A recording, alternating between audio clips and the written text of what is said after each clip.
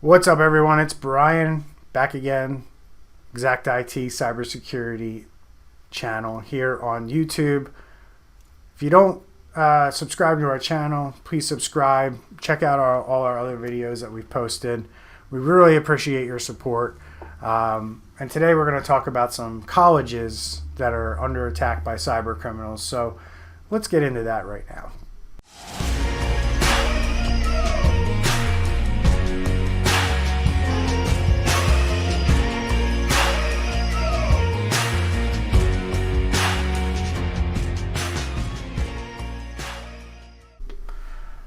All right, guys, so we have a couple colleges that are dealing with some cyber attacks. Let's start off with Lincoln College. That one's a little bit older, but they just announced that they have to shut their doors. And I talked about this on my podcast, which is called Security Squawk. We actually record that podcast live, and we put them up here on YouTube. So if you just search Security Squawk, I'll link it down below in the description as well.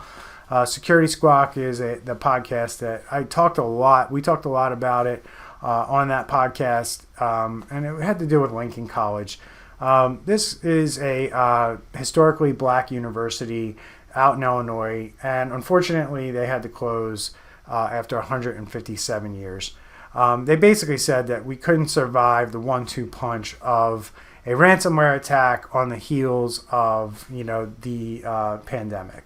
And unfortunately, we see a lot of this, right? And that's what I want to talk about today with relation to Lincoln College. There's a lot of businesses that are in this situation where they are basically just making payroll. And if that's your business and you have a ransomware attack comes along, that's probably going to knock out your business. It costs a lot of money to recover from a ransomware attack. I think everybody that has to ever deal with a ransomware attack really doesn't understand going into it as much as somebody like me tries to tell the world, hey, this is a big deal. Hey, it's going to cost you a lot more than you think. It's not just paying the ransom and moving on with your life.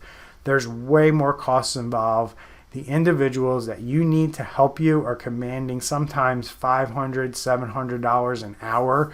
As soon as that meter starts running, this starts to add up real quick. So, if you're a business and you're just making, enough margin to stay afloat, and you're not a real strong, resilient, profitable business, and that's a lot of businesses out there, quite frankly, because we evaluate a lot of businesses and we know kind of how much money they had to play with. And the other thing too is businesses have not had to dedicate this much money to cybersecurity or IT in history. So now they're having to shift money from somewhere else in their business to cybersecurity to make sure that they don't have a ransomware attack or don't get hacked. And unfortunately, companies just don't know how to do that. They can't pivot quick enough, or it's just not an option. So they kind of just keep on keeping on, and one day they get hit with ransomware.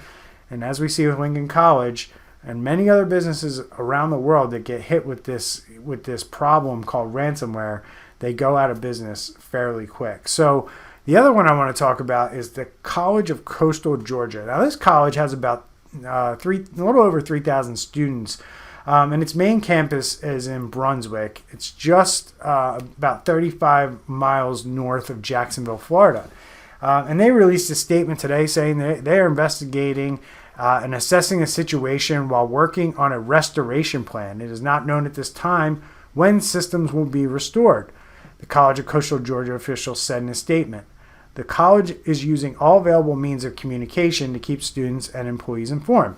What we know about the College of Coastal Georgia is they are also having issues like Lincoln College with admissions and processing and basically making money, because that's how they make money, is by admitting students into their school and into their program. And when those systems are down or they're inaccessible or they don't function as they normally do, it makes it hard for these colleges to get money in, and then when you're not getting money in, you have trouble paying bills, and then the snowball effect of that is a pretty big deal. So why do cyber criminals like colleges? Usually they're not well protected because they don't have their eye on cybersecurity.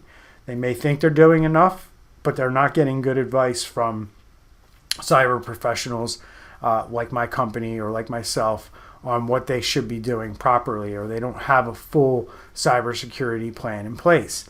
They also have a lot of computers on a network that aren't being used or aren't being looked at all the time. So it makes it easy for these guys to go in and go through the network undetected. So there's a lot of different things that are happening with this school that makes it or both schools actually, that makes it a prime target. And plus, the other thing is that these schools want to deliver on their service. They know they have students that have paid good money to learn from these colleges.